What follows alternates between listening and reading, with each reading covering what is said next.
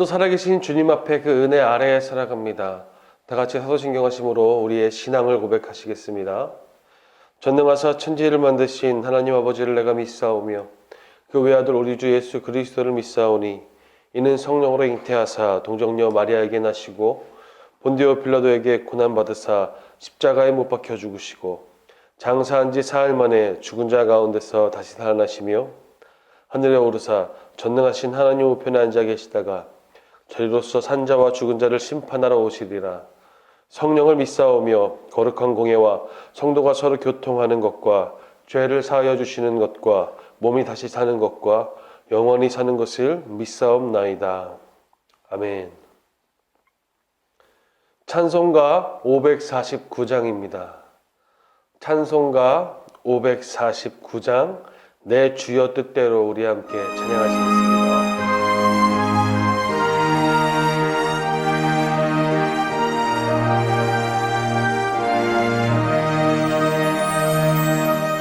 내 주여 뜻대로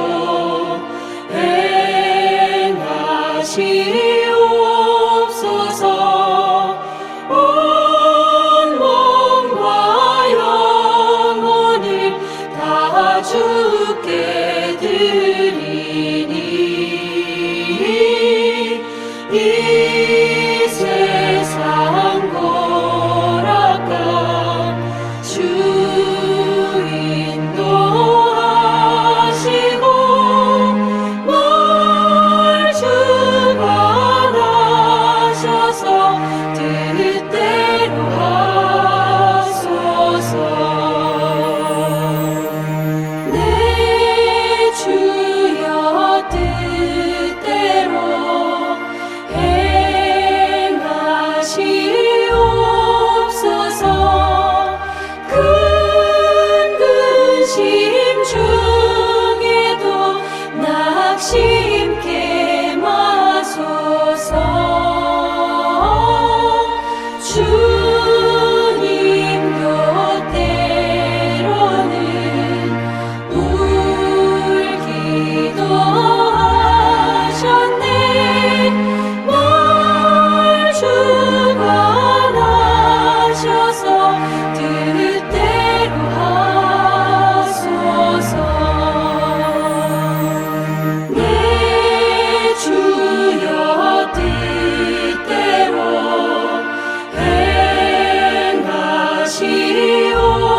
행하시옵소서. 내 모든 일들을 다 주께 맡기고 저 천성 향하여 고요히 가리니 살든지 죽든지 뜻대로 하소서.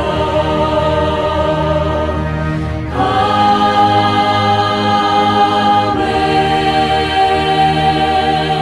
아멘. 오늘 함께 나누실 하나님의 말씀은 시편 43편 말씀입니다. 시편 43편 말씀입니다. 우리 함께 읽도록 하겠습니다. 시편 43편입니다. 1절입니다. 하나님이여 나를 판단하시되 경건하지 아니한 나라에 대하여 내 송사를 변호하시며 간사하고 불의한 자에게서 나를 건지소서. 주는 나의 힘이 되신 하나님이시거늘 어찌하여 나를 버리셨나이까. 내가 어찌하여 원수의 억압으로 말미암아 슬프게 다니나이까. 주의 빛과 주의 진리로 보내시어 나를 인도하시고 주의 거룩한 산과 주께서 계시는 곳에 이르게 하소서. 그런즉 내가 하나님의 제단에 나아가 나의 큰 기쁨에 하나님께 이르리이다. 하나님이여 나의 하나님이여 내가 수금으로 주를 찬양하리이다.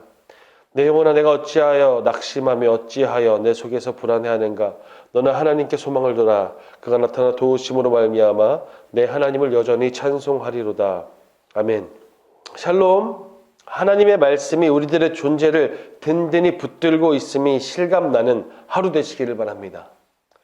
하나님이 우리와 동행하시기 위해 가장 두신 정확한 방법이 바로 하나님의 말씀을 읽고 묵상하며 우리 교회가 함께 샤우팅하는 것, 필사하는 것으로 우리의 삶을 흔들리지 않게 하셨습니다. 세상 모든 것이 변하고 흔들립니다. 가치도 흔들립니다. 세상을 판단하는 세계관도 흔들립니다. 돈과 명예, 권력의 세상은 요동칩니다. 하나님의 말씀은 그러나 영원하시기 때문에 하나님의 그 영원하신 존재로 인하여 하나님이 변치 않으시고 무한하신 사랑 자체이시기에 우리가 그분 안에 거하는 것으로 말미암아 그 말씀으로 살아간다는 것은 그 자체로 능력이며 소망입니다. 그런데 오늘 시편의 말씀을 통해 보면 하나님의 말씀, 하나님의 존재, 하나님의 사랑이 분명함에도 불구하고 시편 기자의 상황이 썩 좋지 않아 보입니다. 무슨 일인지 정확히 파악하기는 어렵지만 그가 처한 상황은 불의한 자에게 포로된 상황이며 2절을 보면 하나님이 자신을 버렸는가라고 고백하기도 합니다. 그리고 그것으로 인해 슬픔에 차서 다니고 있습니다. 그런데 여기서 시편 기자는 좌절한 것처럼 보이지만 좌절하지 않았음을 알 수 있습니다. 눈을 들어서 하나님을 바라봅니다. 우리의 생각대로라면 영원하신 하나님, 사랑이신 하나님, 그분을 믿고 의지하며 붙든다는 것은 대단히 큰 안정과 복이 예비되어 있어야 할 것 같지만 그는 그것과는 완전히 다른 반대의 상황임에도 불구하고 하나님 바라보기를 시작합니다. 3절 말씀입니다. 우리 함께 보겠습니다. 3절입니다. 주의 빛과 주의 진리를 보내시어 나를 인도하시고 주의 거룩한 산 주께서 계시는 곳에 이르게 하소서. 아멘.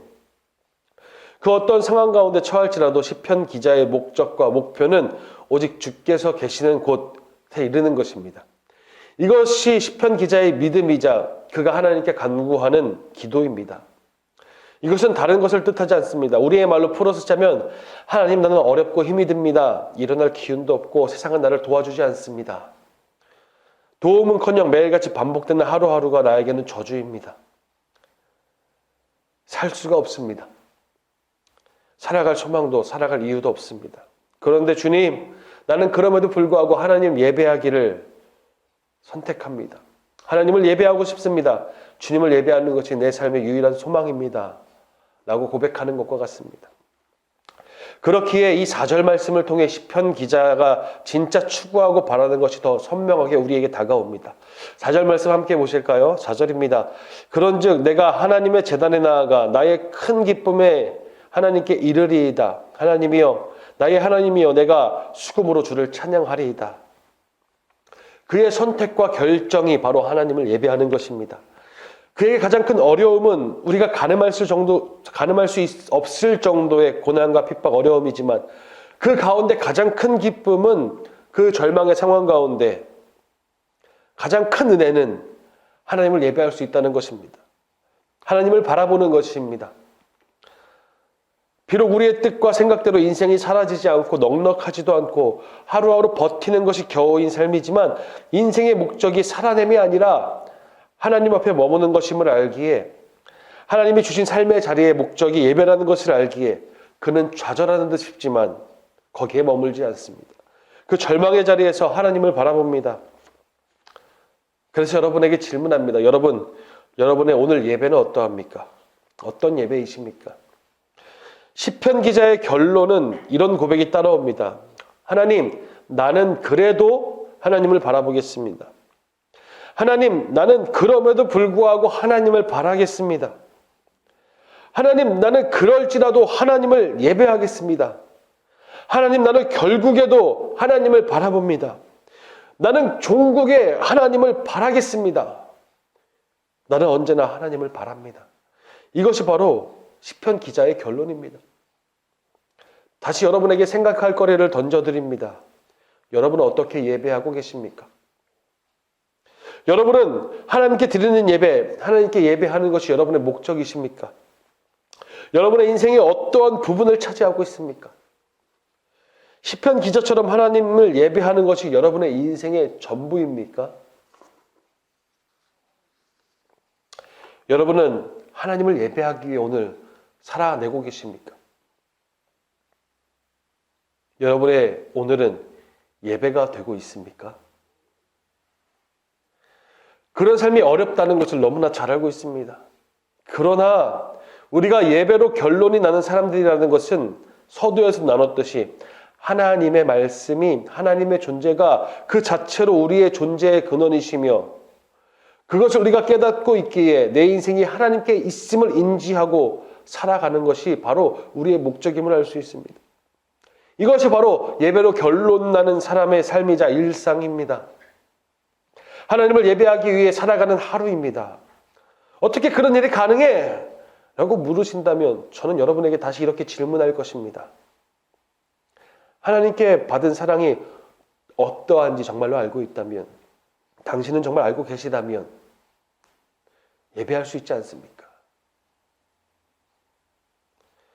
하나님이 그의 아들 예수 그리스도를 세상에 보내셔서 우리 대신에 십자가 지게 하셨습니다. 죽게 하셨습니다. 부활하게 하신 것을 알고 우리가 그것을 믿고 있다면, 그 받은 사랑을 안다면 오늘도 주신 은혜에 대하여 우리가 왈가왈부할 수 있겠습니까? 또 한 가지, 하나님이 선하신 분이라는 것을 정녕 믿고 있다면, 하나님이 나를 가장 선한 길로 인도하고 계신다는 것을 알고 있다면, 오늘 우리는 일용할 양식을 주시는, 오늘을 살아갈 수 있게 하시는,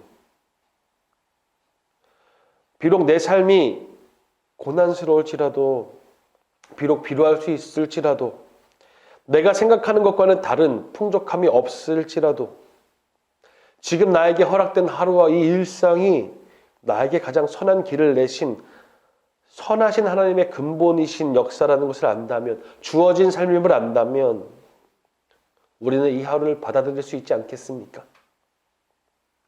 그리고 선한 길을 만들어 가시는 주님을 더 신뢰할 수 있지 않겠습니까?